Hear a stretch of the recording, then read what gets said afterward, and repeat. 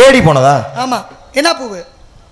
இந்த பாஞ்சாலி ஆசைப்பட்டாலே பாஞ்சாலி கேட்டான்னு தேடி போன. ஆமா, மொட்டத்திலையும் குட்டையிலும் மகாபாரத பூவுனா எந்த பூவை நினைச்சிருக்கீங்க? நான் கேட்கல. பீமே தேடி போன பூ எது? அதான் சொல்றேன். சொல்லுங்க. நான் கோயிலை பத்தி எப்படி குதிச்சு அங்க எப்படி தப்பி வர்ற? என்கிட்ட என் கேள்வியோ அங்க கொண்டு வந்து அதோட நான் ஒண்ணா சேர்த்து. நீ மலர்னே புரியல. இப்ப மலர்னா சிவனுக்கு ஒரு மலர் படிக்கிறோம், தனி சும்மா தாளம்பு படிக்கிற உத்தரவ சமகையில அது மாதிரி நான் யோசிச்சுட்டு இருந்தேன்.